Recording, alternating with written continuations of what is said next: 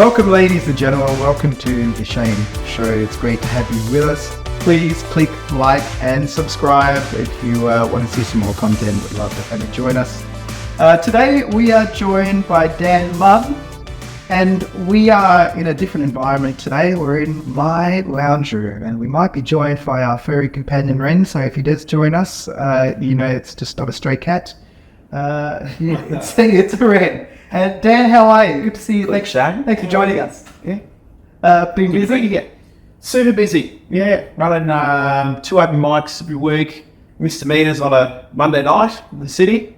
Another one on Thursday night at Four Pines. Yep. Playing gigs on the weekend. Running our online safety business. I was over social media during the day. Kids, life in general. So, yeah. Yes. So, yeah. It's good to take the time out to talk to you. Well, thank you. Thanks for joining us.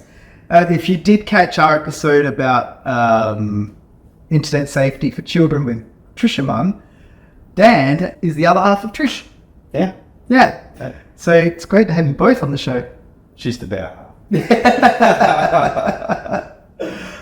So I spoke to Dan, and Dan actually offered to be on the show, and he wanted to do something a little bit different. Bit of a role reversal, really. I'm going to be the interviewer because I've got some questions I want to ask you. I mean, Shane and I were chatting 3 or 4 weeks ago, and I said, you do all this great work interviewing everybody else. Has anyone ever interviewed you before? And he said, no. I said, well, how would you feel about that? So here we are. So let's switch it up. Let's switch it up. Okay. Alright, so alright. Welcome to the Dan Munn Show. How are you, Shanewolf? I'm great. I am great. I usually am great, you know? You're always happy. You always got a little positive outlook on life. I've got a very simple formula that works. What is this? Tell us. We want to know. I 8 gigs and then I sleep. And recover. I play gigs and don't sleep. Yeah, you've got. I mean, you have a lot more going on than I do. You know, family and whatever. I just haven't been a catch, so it's like it's simple. You know, you've got a big ball on that guy. You told me the other day that your goal this year is to play, because it's a leap year, 365 gigs. 366. 366 gigs. Yes, we're getting there. That's busy. How are you? Yeah, we're close. I'm probably 10 off the pace. I know that. There's not much, but I know that I can pick that up. Wow. So I reckon we'll get close. I've never done it before, so we'll see. But I've got a saying. Like, people come to me and say, how's your day going? I'm busy. I'll say, are you as busy as a Shane Wolf? yeah. Because I don't know how you do so many years, and this is one of the points I wanted to focus in on today. Sure. About just personally how you do it, but also I want to use it as a bit of a tool for maybe other people getting into the industry as well, and then pick your brain a little bit just so they can benefit from some of your knowledge. But the first thing I wanted to ask you is that the movie Harry Potter, where the wand finds the wizard. Oh yeah. Or the wizard finds the wand. How was that with you and the music? Did music find you, or did you go out and seek it? How did you come up with being a musician? So that's an good question. Easy question. Music found me.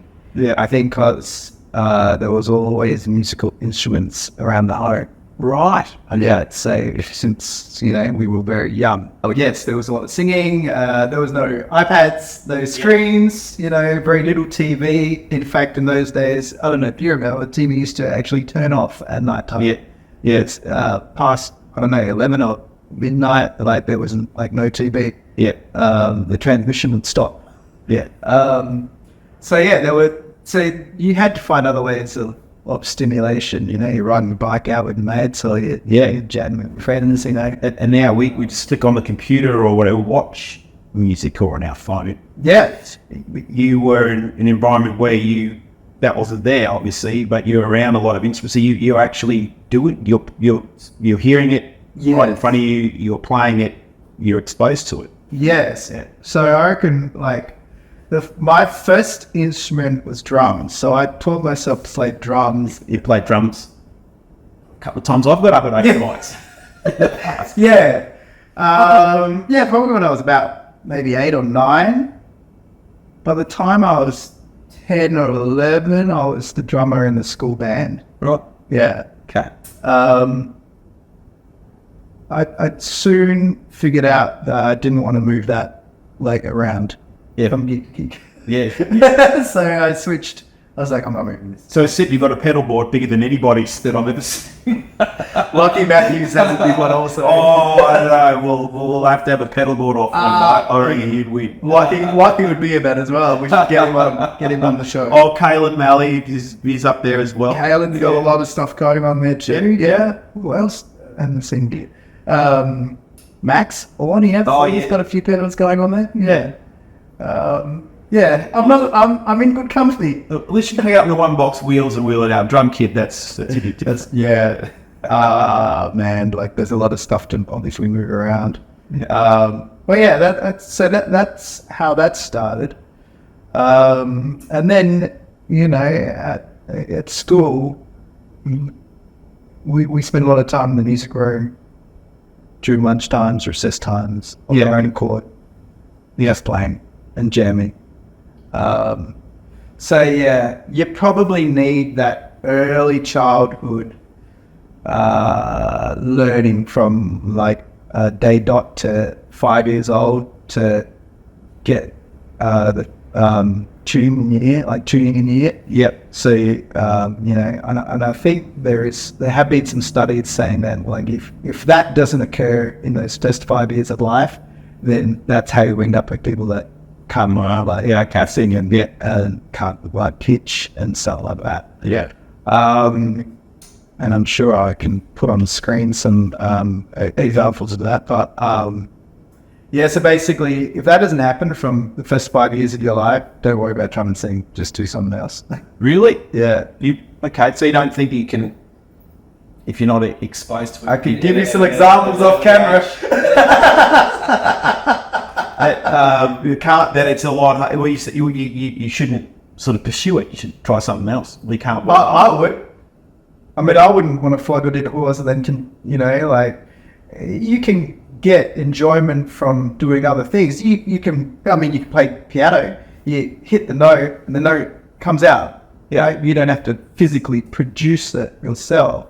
So it's a lot less stress, and you just link up with a singer that sings, and fine, no problem. You can still play music, you can still enjoy music. But I think if you want to be successful, you've got to know your own limitations, and sometimes the limitations are out of your control. Yeah. So basically, the general rule of thumb is like you need your parents to sing to you and sing with you in those first 5 years. Wow. Okay. Yeah. Okay. Well, I've never thought of it like that. So, yeah. So if that hasn't occurred, then that makes it very difficult. Yeah. I've known people that have had singing lessons for like 2 or 3 years, and they still can't pitch. Yeah. It's like learning another language when you're a kid. I think it's the same with brain sponge and it's absorbing all developing all these new pathways. So you're saying that's kind of like that with singing. Well, it's the development of the ear and the message to the brain. I mean, I haven't done a lot of research on this, but I know people have. And if I was to do a PhD, further my education and do a PhD, I would probably do it on a solo night. Interesting. Yeah. I don't think that's going to say though that you can't do it. Well, you can do it. That in your 20s or 30s or 40s that you want to sing, I think you still can. I think, but are you saying that you think it's possible to sing in tune? Yes. Yes, I think you can. I think it is a skill that you can work on. I don't know. I think it's probably going to be a lot easier if you do it, exposed to it earlier. It just happens naturally. Yeah. If you're exposed to it early in life. Yeah. Like, the thing is, okay, yeah, maybe you could, but like you're an adult, don't you have things to do? Don't you have kids to put through school? Shouldn't you be doing something better? Like, you know, like when you're tired. Better than that. Singing can help put all those in perspective. It's a great stress release. Yeah, but the amount of time that you need to practice that to get to a level like where it's working, it's like, dude, shouldn't you be going to work? Singing in the car. Like, you can't practice 5 hours a day, you know? Like, you got to run the kids to school and then... I guess it depends what you want to get out. If you want to be a gigging musician and you want to earn an income from it, then you've got to put in that time. But if you just want to... Do you want to have fun? You just work... Yeah, no problem. Which what? What are some of the other things, and I know music's a big part of your life, but what are some of the other things that you do outside of... I'm just talking about gigging, and it can be to do with music as well. But what are some of the other things that you do? And I know we were talking to him just a couple of things just before about kids shows. So I've got Bren the Famous Cat. It's my kids show. Made that up. Kitties, look that up. So that is a show aimed for, let's say, 3 years old to 7-year-olds. Educational show. We film that over in LA, so we have a very good team over there that help me with my production. It just happened that way because of the connections I met. A bit of a working holiday. So that was a lot of work because there was the design of the puppet, there's writing the songs, then there's scripting the show around the song, so it all kind of makes sense. Then there's casting and then organising the production crew. Filming day is a very, very long day, so you're doing about a 16-hour day. Yeah. And then there's the post-production, which thankfully on that show I don't do. So on this YouTube stuff, I do the post-production. But on that show, I don't. It's a little bit more complicated. Yeah. There's Foley work involved. Dirty work, no Foley work yet. For those of you playing at home, Foley work is, you know, like if you're watching a movie and someone's reading the newspaper and, you know, the rustling of the newspaper, they put all those sound effects in like post after filming. So yeah, there's some Foley work, there's the engineering mix down, there's some mastering the audio, then there's the show. I think some of the earliest Foley work I saw was cricket commentary, like where they would on the radio they would actually go, they'd hit their pencil on the desk and they'd like, he's hit it for 4. It's very interesting. Yeah. That is Foley work. Yeah. The video production, so it's a lot of green screen involved. Yeah. Because like Red and the Famous Cat's house is kind of animated. Yeah. But you know, there's some real elements in it as well. So there's probably a lot of work that goes in trying to match that all up. And anyway, there are people who do a much better job than me, and they do that job. I say that's why I get them to do it. My very big friend Heath does all my audio. So you engineer all the songs, engineer the full show, the audio. So yes, a lot of people. Well, you're involved from on all out, like writing, scripting, the music, the actual puppeteering, the voices, the set design, the post-production, all of that. That's huge. So I'm producing that. Yeah. And let me tell you, you're holding your hand up like this for 16 hours. After a while, you're like, I kind of had enough of this. So like there's that is a lot of work. There's a lot that goes into that. So I don't get to do it as often as I'd like to, but hopefully maybe one day, someone will say, hey, can you make 12 episodes for us? Wow. Yeah, perhaps. But you've got to put it out. You've got to start somewhere. Yeah, and I'm quite happy with anything in life. You've got to start somewhere. And and I'm quite happy to do that off my own bat for now. So there's that. There's our little videos that we do with Studio One. There's some personal recordings that I do. And then, I find that, there's not a lot of time between gigging and sleeping, but I mean, the recovery, I say sleeping, but that the recovery time is important. Like, we can't do that in the gigs and then go to work Monday to Friday. This is kind of leading on to my next question, which is perfect. Good segue. Good segue. Sort of turning back to music. How do you stay doing so many gigs? How do you stay motivated? How do you, and the other parts of the question is, how do you look after yourself? Because I think motivation drops for me when I'm tired, and talked about sleep before. For a muso doing that many gigs, how do you pack the car and go, right? Because you've got to love what you do. You do. We couldn't do this. You couldn't do this and not enjoy it. Now, how do you stay engaged, enjoying it, motivated? You wake up going, okay, I'm going to do this today. I'm going to put in efforts to this. We kind of talked about this with Matt Naladi in the last show. Yeah, is that I find every gig to be different, even if I go to the same venue, even if I go to the same venue twice in a row, like Friday and then Saturday. Yeah.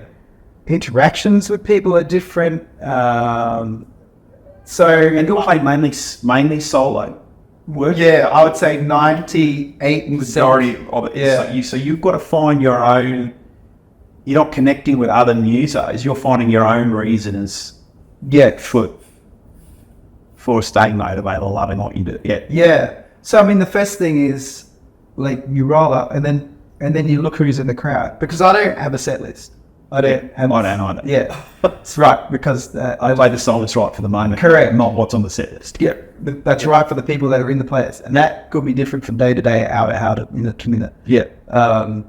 So everything's different. Every show is different, and because I'm doing solo looping, I can just change the song ever so slightly. Freak salads in myself. Keeps you interested. yeah. Or your pedals. Yeah. I always think pedal boards is for board soloists, but anyway. No judgment. No, but the thing is, what I try to do, the whole point on the pedal board is to stop ear fatigue for the listener. Yeah. Because nobody wants to hear someone crying in their guitar for 3 hours. Yeah. So how do I stop ear fatigue for the listener? Well, I can change tempos, I can change rhythm, I can change keys, and then you've got to look at post-production. What you can do, I guess it's pre-production, isn't it? Like the pet list, what can you do?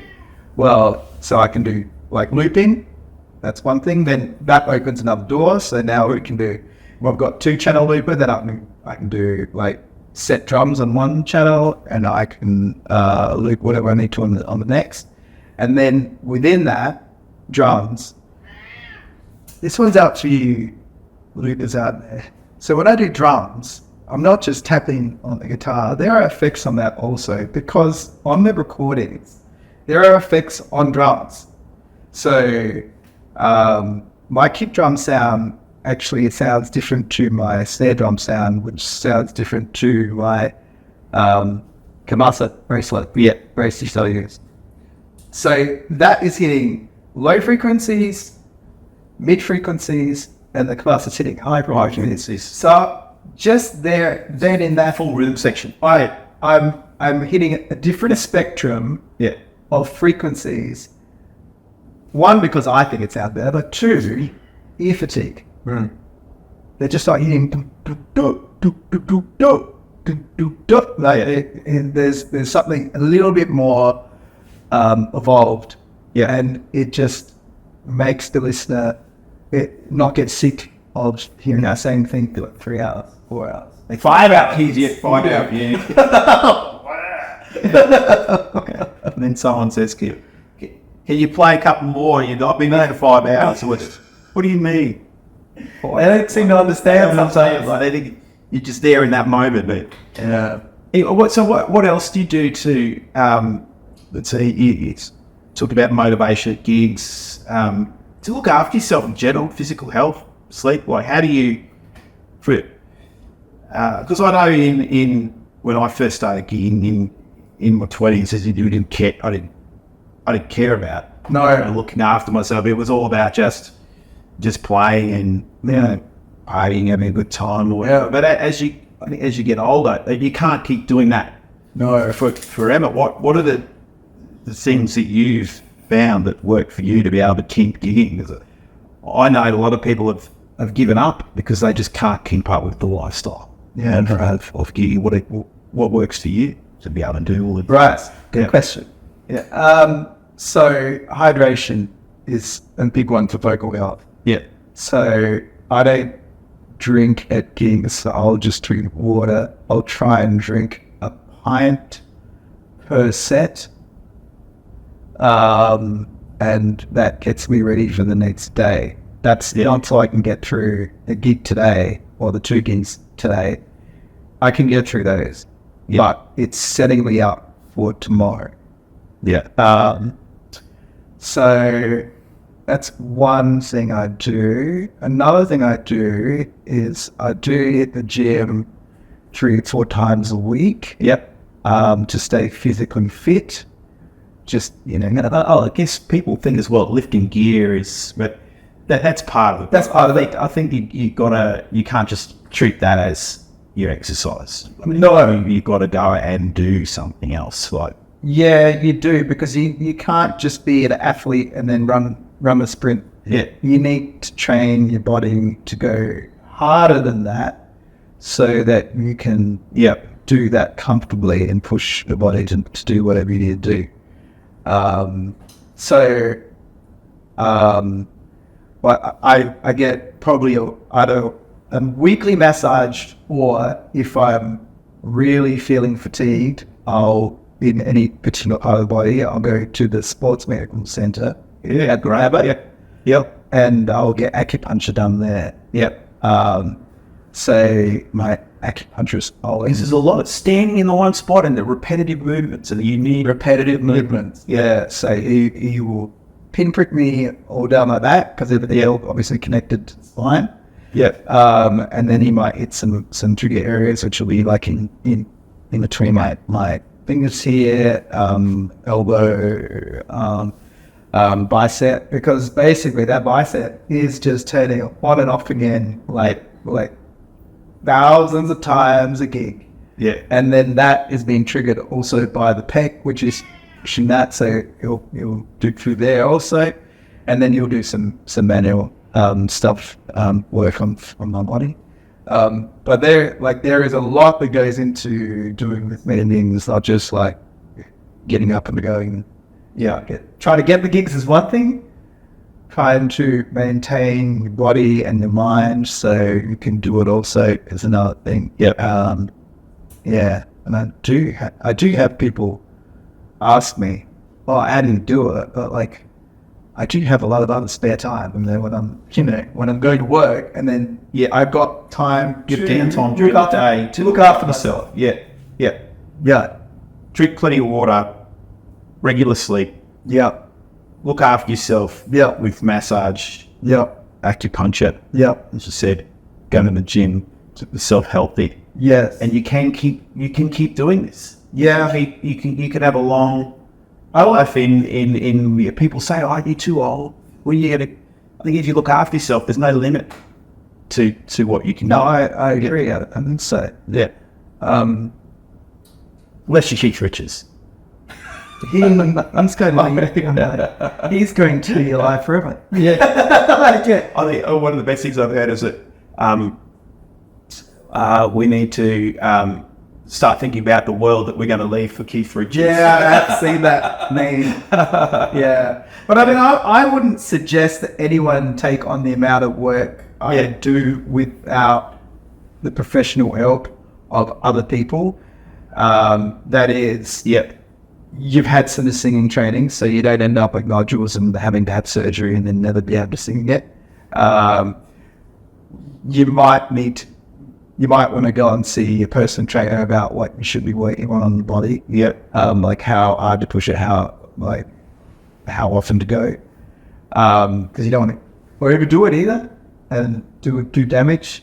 And then, your recovery stuff, like, going to see a physio. Yeah. My acupuncturist is a physio also, so he has that for that. Yeah. So what you're saying is, this is like great advice here, even though you're a soloist, mainly a soloist, don't think that you need to do it all on your own.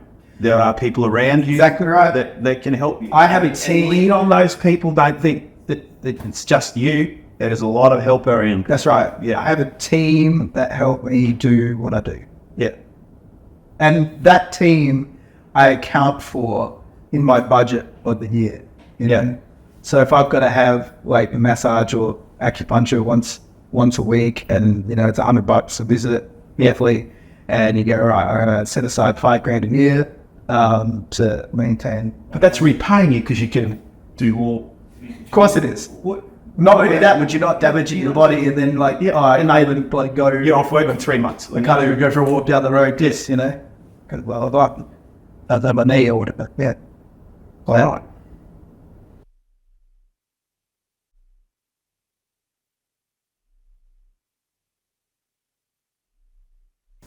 Welcome back. I'm Shane Wolf. I'm interviewing Shane Wolf. Shane interviews everybody else. Yes, and I thought it was a bit of a crazy idea, and I'm actually really enjoying it. Being the interviewer. So the next part, we've heard a lot about you and how you got into music and how you stay motivated at gigs and what you do to stay healthy. I run open mics to really promote the live music experience to up-and-coming performers. A lot of people don't know how to get into music. They don't know where to start. They don't know how to make connections. And so I run an open mic, so they get the experience of playing in an environment live and getting to talk and connect with people.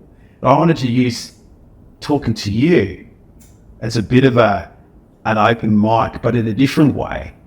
You're an open book, that I could ask you some questions to feed into up-and-coming musicians that are getting gigs and looking to make a career out of it. Mm-hmm. I don't often get to do this at an open mic because we're getting up there and playing music, which is great. We have to do that. But for someone who's gigging as much as you and got all that experience, I'm going to ask you some tough questions, and you could choose to answer them or not answer them. But I think they're questions that would probably help people in the industry. My notes there, because I already quite sort of pointy questions here. Can you earn a good living from being just a live gigging musician? Yes. You can earn a good living. Yes. I mean, what's a good living? That was my next question. Right. Yeah. I'd be disappointed with under $100,000. Okay. I would go, that was a stinky year. What sort of so you would to get about $100,000 a year, you would be, how many gigs to be doing? Oh, maybe 5 or 6 a week. 5, 6 a week, yeah.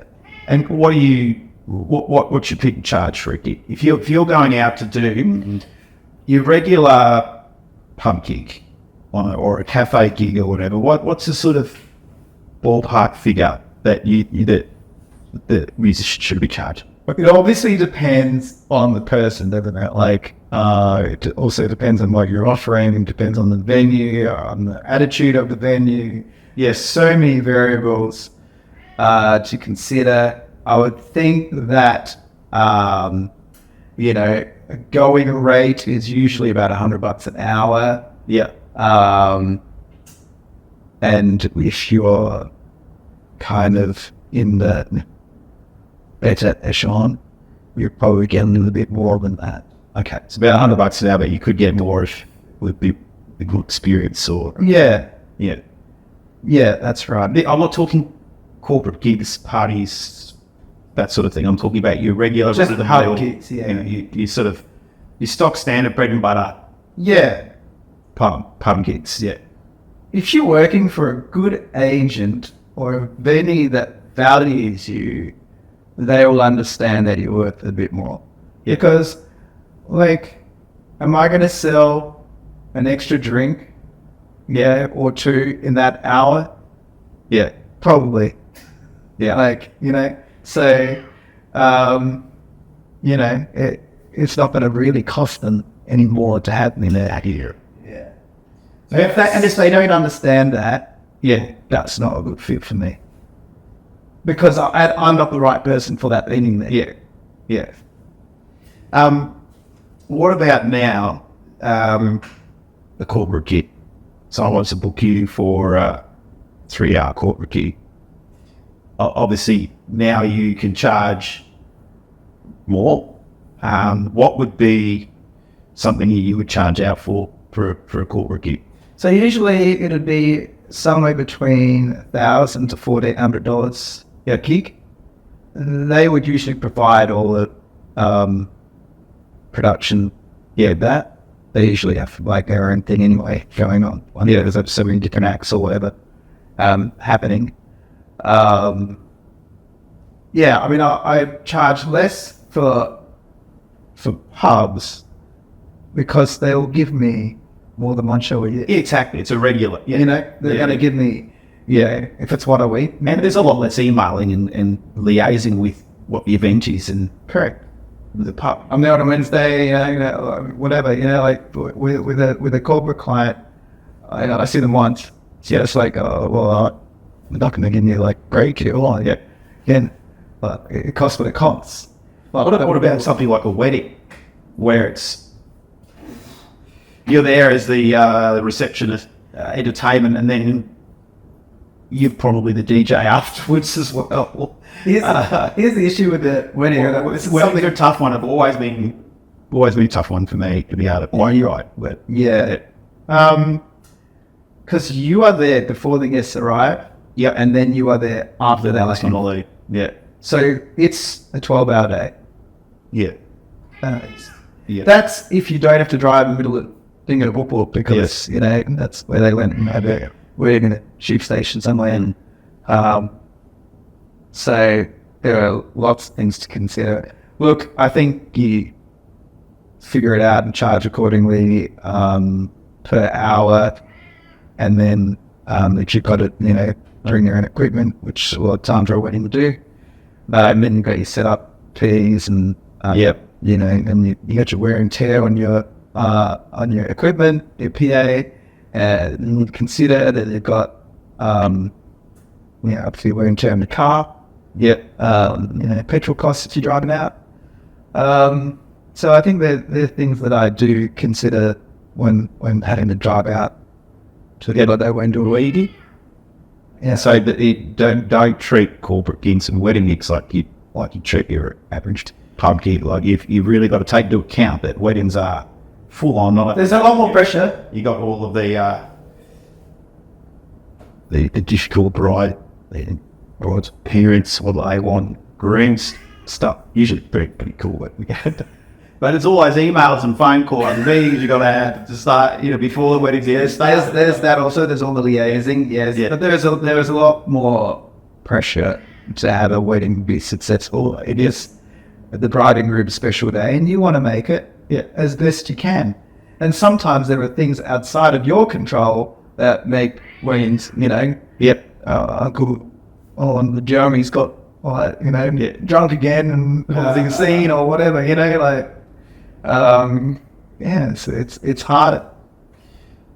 I've just a little bit of advice for anyone out there. What I've found really works is outside of pub gigs. If it's a corporate gig or a wedding, and they say how much is it, and I say okay, well, it's two things: it's performance and production. So I invoice in two different ways. So how much for me to perform for 3 hours or 4 hours is this much. For me to provide production is this much. And they go, well, what do you mean production? Okay, I'm going to provide him a PA system. So mics, stands, leads, cables, all of that. So they'll go out and they'll go, a lot of corporate gigs will go, we'll do our own production. And they'll be charged 3, 4, 5 grand for that. Yeah. I can double my amount of income when they see that my production fees, because I'm already there, so I can provide a PA and I can do all that. I probably double the 3 times the money that I would get for the gig because I've said I've quoted it as performance and production. So they'll often go with, oh, well, you do the production as well. Yeah. So I can kind of double my income. Yeah, By doing that. correct. I add production on also. Yeah, like I was talking about those acoustic speakers I've got are $8,000 each. I'm not going to bring those for free. Yeah, you have to be. That would be the worst business model ever. What is it? It's like, what's that song the other day? You're putting,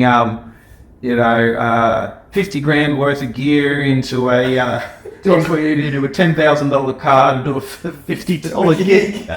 I don't roll that way. It is important to really value not just your for playing, but all the stuff that you've got to do in the background. I'm keeping the gear, buying the maintenance, strings of maintenance. That's right. The pride that you take in the gear that you provide, you've got to charge for that. Yeah, because you do have to get those speakers serviced every year. You've got to get your guitar set up every year, like you can't just like roll it, as it is. Yeah. And then, because things will break and then they've got to be replaced. Absolutely. Repaired. And,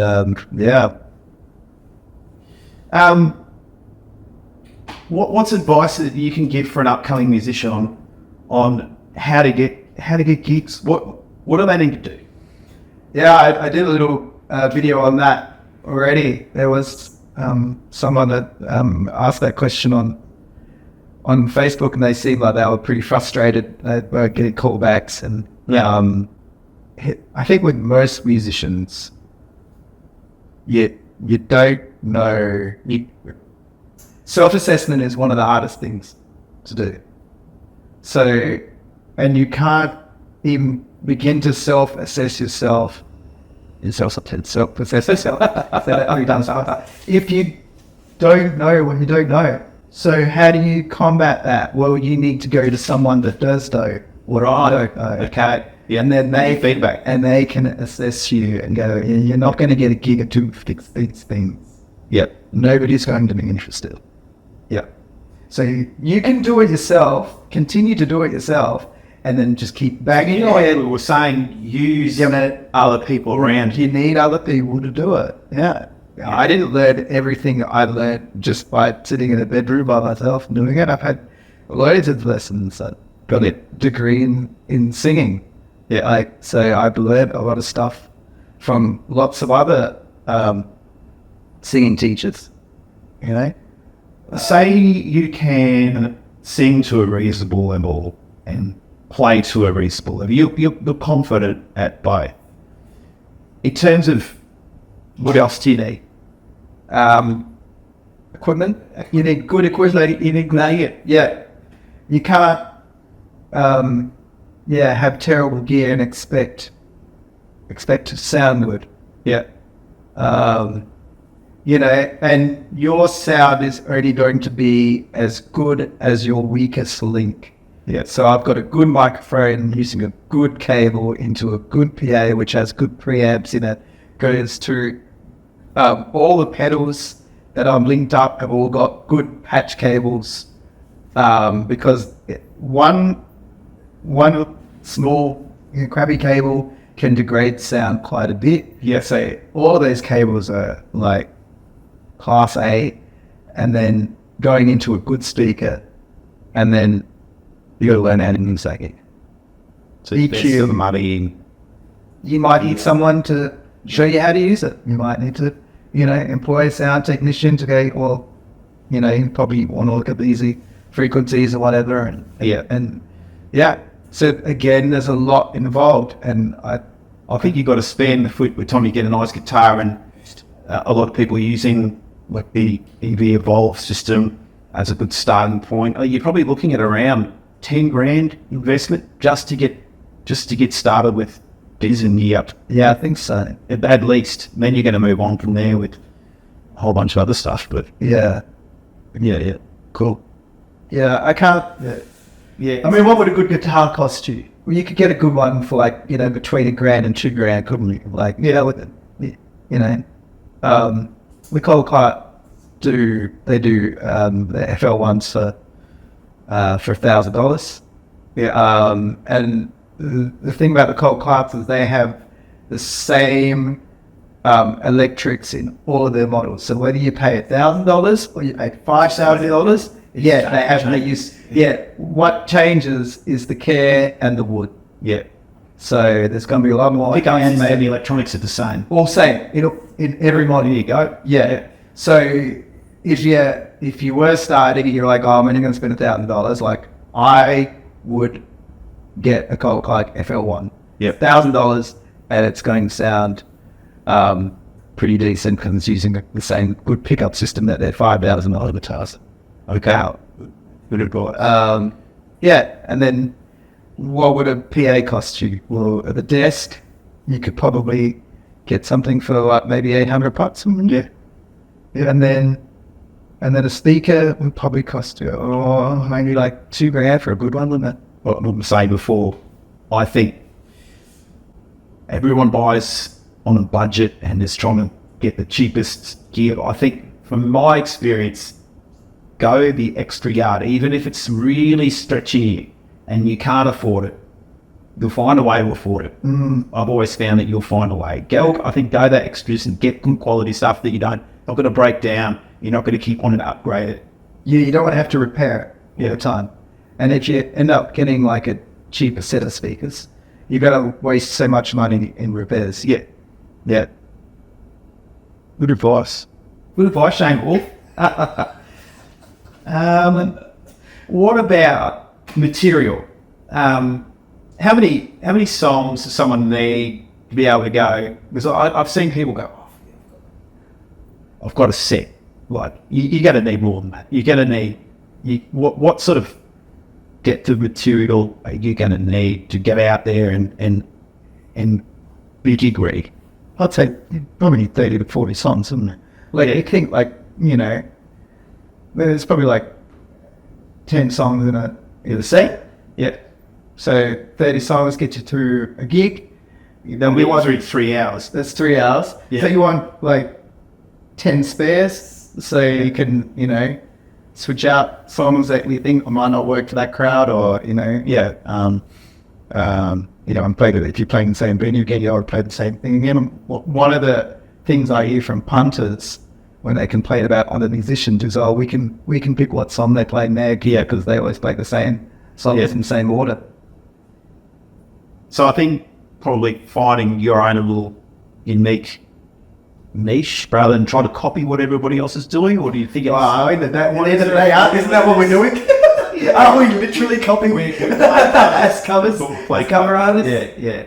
Do you think it's a good question, isn't it? Just going. That's a good question. Going stop, because after a few drinks, I think generally that people want to hear this and similar sort of stuff. Well, here's the thing. It depends, but I don't usually follow that rule. It depends on your level. Yeah. Because if you're on a lower level, I would suggest just playing the same songs that everyone wants to hear. Keep it simple. That's right. Yeah. Because if you play someone's favorite song terribly, they will still enjoy it. Yeah. Okay. You might have found. Yeah. So if their favorite song is Wonderwall, then guess what? You should probably just play that. The better you get, like the more advanced you get, well then you can do other things, because the degree of difficulty is harder, and you've got to really nail it to bring that song across to that person, to connect with that person. Yeah. And that means not just in musically, like performance-wise, like, you know, like you really need to get them on board. If you could start like it with 30 or 40 songs with 10 grand PA and a guitar, knowing basic chords, being able to play them well and being able to sing half decent, you could get out there and be the gigging musician. Yes, with that formula, and do a lot of from there. Yes, right. But I think where a lot of people fall down is where you said, like, if you were competent enough to get 30 sons and do it. Yeah. A lot of people think they're there when they're not there. Yeah.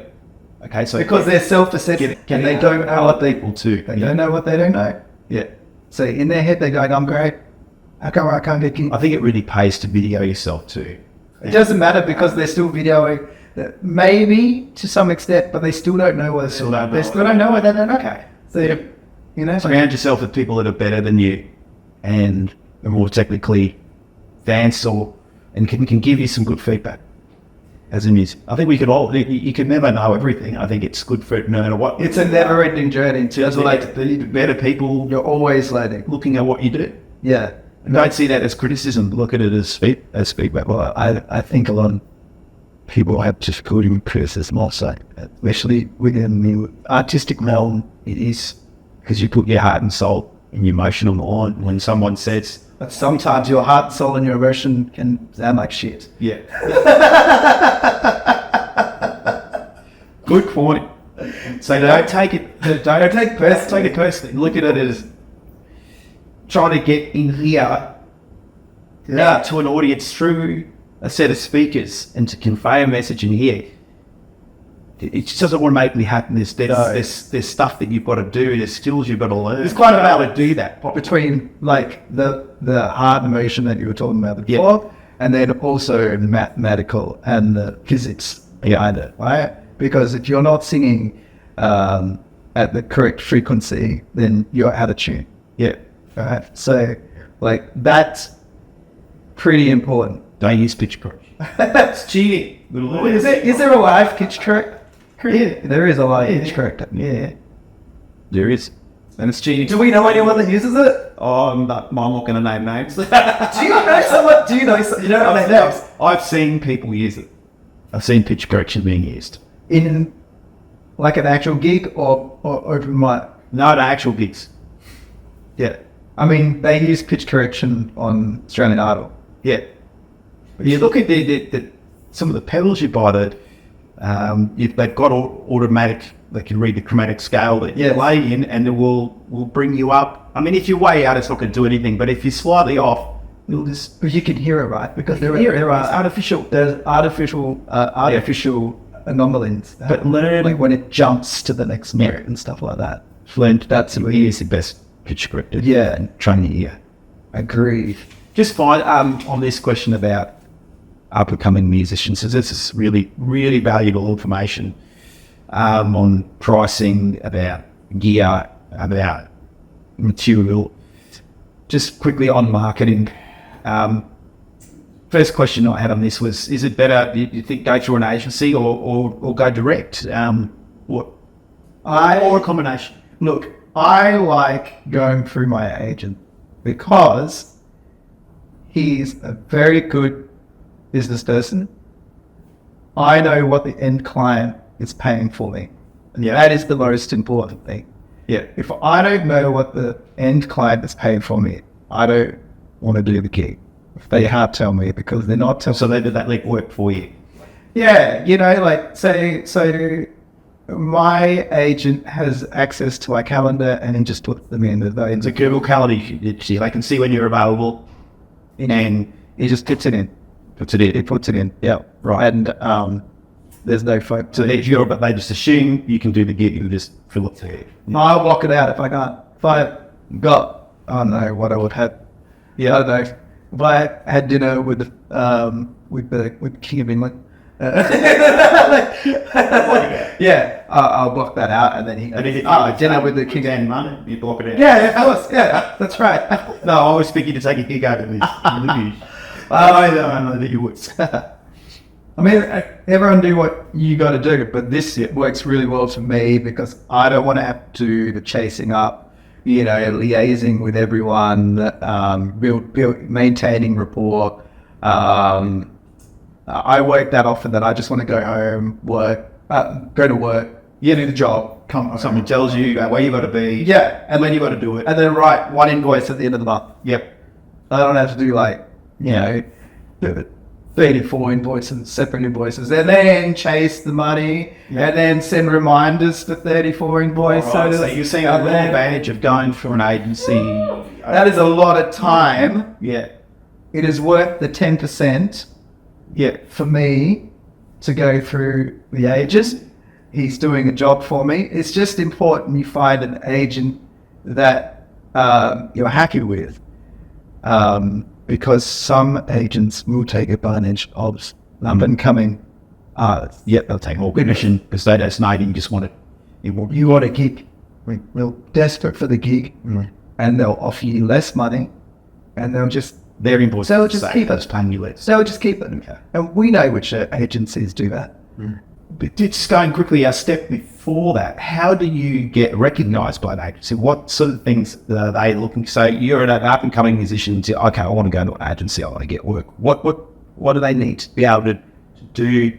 As an agency, as well as I need to know something about you. I need to see physically what you can do. What should they? You need to do advice on that. You need to do a live video. You do a live video. Yeah. Okay. They want to see you play live, not in a recording studio. But you can be recorded live in a recording studio. Okay. Yeah. That's probably the best scenario. Yeah. You're doing everything live. You're just in the studio. So you're not doing any post. Yeah. It's real alteration. Yes. Yeah. I'm going to just shoot this note up a little bit. It's a bit flat. It is what it is. Right? It is perfect. Sometimes we sing out of tune. But, you need to show what is...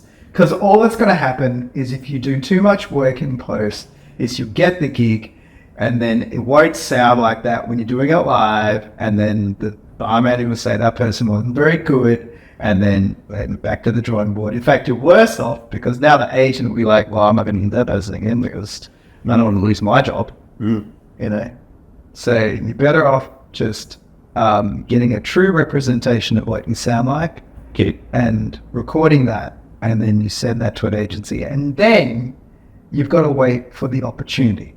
Yeah. And the opportunity might be so sick this week. Can you come fill this gig in Saturday? Yeah. And then you have to take it, because that's your opportunity, and you might have to wait another month before an opportunity comes, because he's not going to take off Sarah, who's been working for him for 10 years, just to get the new person. Those opportunities will come where a gig can't be filled, and so he'll probably look through his emails, then boom, and then go, okay, how about this one? Okay, I'll listen to the thing they sent me. Okay, let's see if they can do it, and then you're in. So just wait. Bide your time. It'll come. Keep getting better. Keep plugging away. Keep getting better at what you're doing. I think music is something that there's no massive improvements you make. They're incremental over just so you just keep in the game. You keep there chipping away. Yeah. What about social media? Should they have a Facebook page, or Instagram, or TikTok, or what sort of presence do you need? Social media presence do you need to get a gig as an agency? And often when you say, I'm going to do a party or a wedding, it's like, well, can we have a look at you online or whatever? What sort of platform works? I find that Instagram works the best. Instagram. I don't actually use TikTok, but I've heard that works really well also. Okay. I just don't need another thing. Yeah. Not another app. Another thing I have to upload. I generally use Facebook and Instagram.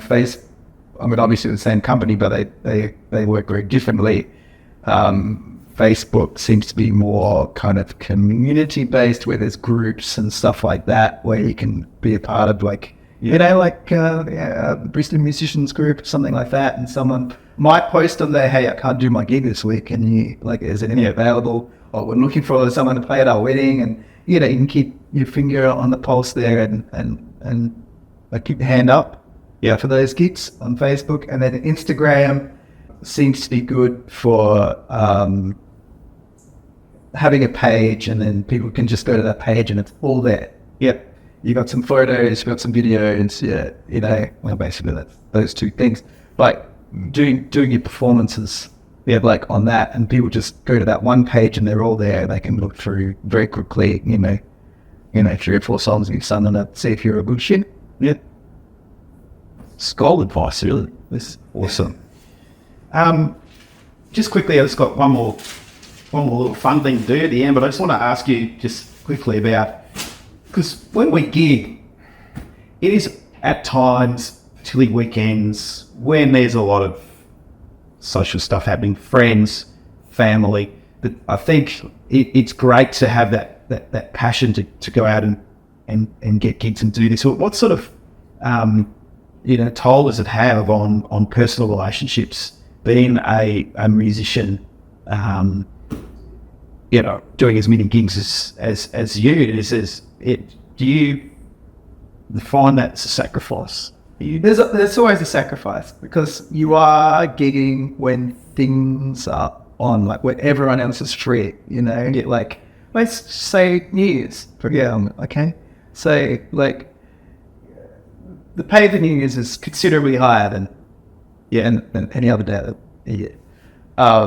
There's so many miss out on that.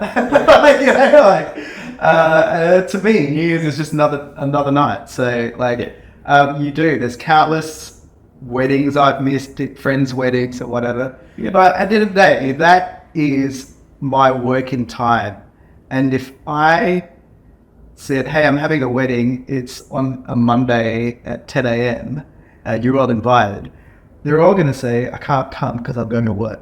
Yeah. Same thing for me. I'm going to work. Yeah.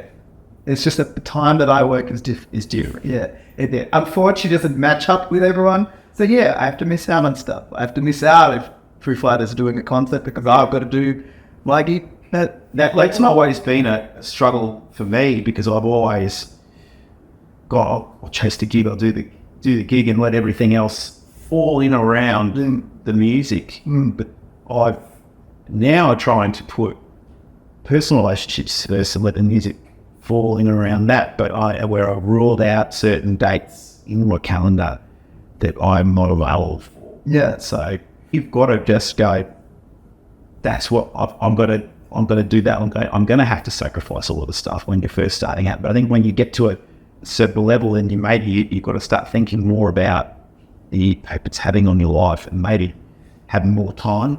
That is something that hasn't happened to me just yet. Yeah. But you can budget and go, well, I need to do 12 gigs this month, reach my budget of, paying my rent, paying my bills, paying, whatever it is, having play money, blah, blah, blah, blah, blah, and go, okay, I'm going to look for gigs on that date, that, and block out that date, the calendar, block out that one, and then you can balance that yourself. Yes. I find that I haven't had to do that yet, but there probably will be a time, and then, we can kind of get it done that way. Yeah. And then, maybe you need to supplement some income and do something else as well, Yeah. Yeah. There's sort of more regular hours. But daytime and whatever else. Yeah, we need it free. Yeah. Yeah. That's a good advice for the old blokes like people want to keep gigging. To block out the calendar? Yeah. Do it. You can do that like the month in advance. Yeah. I think just organise yourself the month in advance, 2 months in advance, whatever. Otherwise, it can be a trap. I've found we just keep. For me, it's been always difficult to say no. I'll just say yes. So if I can do it, if it's in my diary, I will just say yes. So as a bit of advice for when you get gigs, I think you have to be able to take a step back and say no to some gigs that you really don't want to do, or they are clashing with something that's really important you need to be at. Yeah. Or maybe it's a low-paying gig, and you just like, no, my standard is here, and that's not being my standard. Say no. Yeah, they're the first ones to go. It's just, I guarantee, if you say no to a gig that doesn't meet your standard, something will come along. Yeah. Because you're setting the expectation there. Correct. Something will come along which is way better. Yeah. Way better opportunity. You may miss a gig that night, but something down the track will come along. You could also give like the access to your calendar to your partner. So when she goes, oh, this is an important day because it's so-and-so's engagement party and I really like it there. And she just go in and block it out right in. Yeah, there's, you know, Jeffrey and Sarah's engagement party and she puts it in there and then you know, okay, yeah. Good advice. Yeah. All right. How much did I follow with this? You got as much time as you want. We've got Shane Wolf. I'm going to be here for days. Anyway. No, I've got quick fire 10 questions. Oh, yeah. You got to think it. First thing that comes into your mind. All right. Can be done. It's a bit of fun. So there's 10 questions. If in the editing process, if we only have 5 of these questions, it means that we didn't want to answer 5. Ooh, okay, yeah. Yeah. All right. Fair. Okay. So some of them are a bit careless. All right. Mate or Cole Clark? Oh, easily Cole Clark. For going to reasons. Talking electric guitars, Fender or Gibson. Got to pick one. You can't sit on the fence. Oh, You want one guitar. You got to throw away all the rest of them. yeah. You can only be left with a Fender or a Gibson. Well, I actually don't use either. I actually use a PRS. All right. But if I had to choose between one of those two, I'd probably go the Fender Telecaster. Yep. It's quite versatile. And You do everything. yeah, Yep. yeah, you can do some country stuff. You can do some rock stuff. All right. 24 hours. You got to play Wagon Wheel or Wonderwall. Which one? Which one? Which one would you choose? 24 hours. You got to play it. Straight wheel or Wonderwall. jeez. How about wagon wheel? Wagon Wheel. Yeah. Oh, okay. Probably because that has been newer to my repertoire than Wonderwall. So yes. All right. Okay. Okay. You got the Wagon Wheel over Wonderwall. So if you go to one of Shane Wolf's gigs, sure, request that. Sure, Wagon Wheel for a whole set. Yeah. He'll do it too. I will. With all the looping and stuff going on. It'll be a 45 minute, you won't even know it's Wagon Wheel. Yeah, it'll be a 45-minute version of wagon wheel. Okay, you got to play without a pedal board Yeah. for the rest of your life. Right. You just got to play straight into the PA, Right. or in a pile of dog shit. Those poor people. Those poor people that have to listen to me now. You know? So you got to choose. You either eat some dog shit, or you got to play with a pedal without a pedal board for the rest of your life. Which one are you going to go for? How big's the pile of blood? Sulfuric. You can cut it up into little pieces and eat it over the week. Oh, obviously I would take dog shit. No, I said dog shit. Okay, there you go. That's how much you love this pedalboard, folks, and go and see it. It's like this spaceship from that's what you should put on your marketing. Yeah? You know, yeah. Come for the music state with pedal board. I would eat dog shit over giving this up.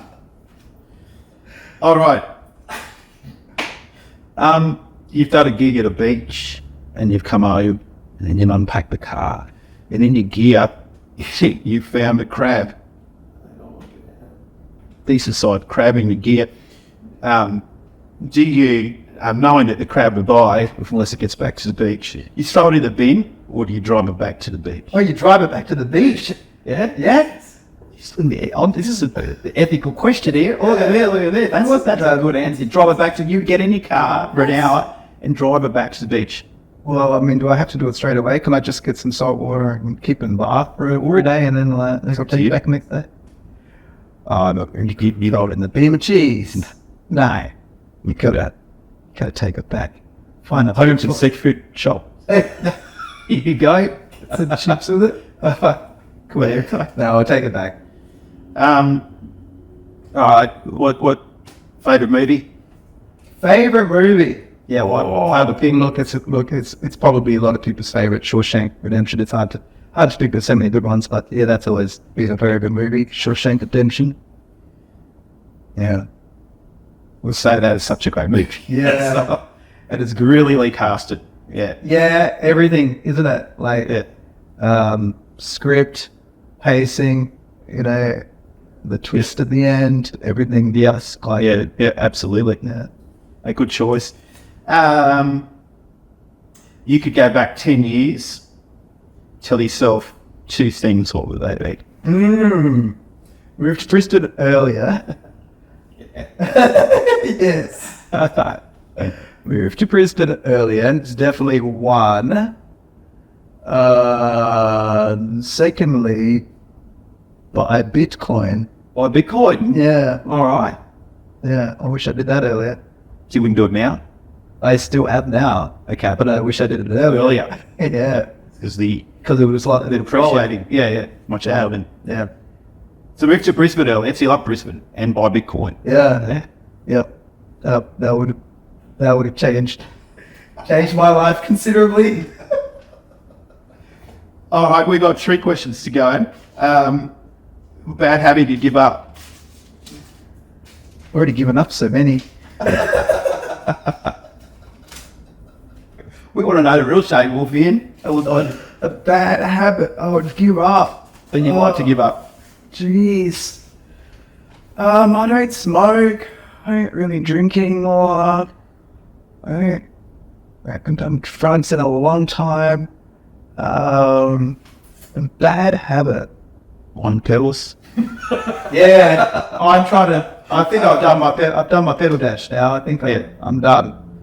I think spending money. Yeah, easy. Don't have any of the real bad ones. Like I've got rid of them already. Yeah. You've done it. You're clean. Yeah. Yeah. That's what I said. I've got a very simple formula. Yeah. Yeah. You talk about how hard you work is here to the Shane Wolf. Shane Wolf's perfect day off, what does it look like? Let's have a look here. Gym session. Go across the road, grab coffee. Look, and then just any activity really. You can go for a walk down the river. If it's a chill out day, I'm quite happy like watching movies. Like I tend to watch movies and not listen to music because I want to give my ears a break. Yeah. Like in my car, I have a classical station on because I give my ears a break. It's just pop music on the English thing. So yeah, anywhere that is not crowded with people. Yeah.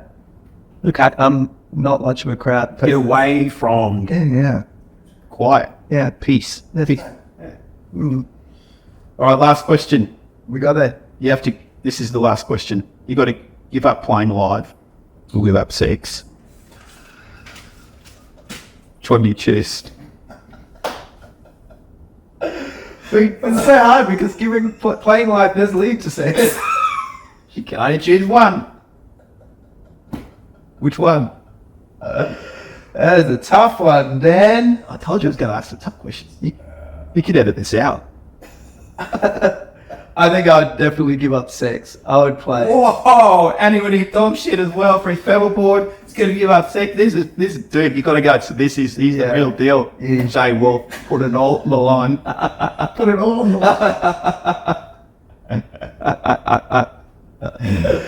line. It's been great talking to you. Thanks very much.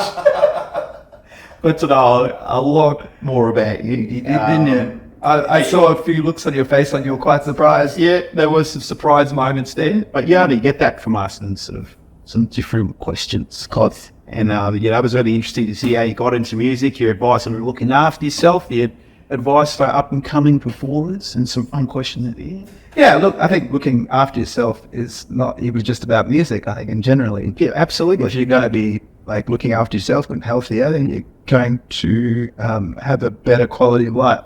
Yeah. Regardless of whether it's music related or not. Totally. I think music though, you're around so many temptations. That is true.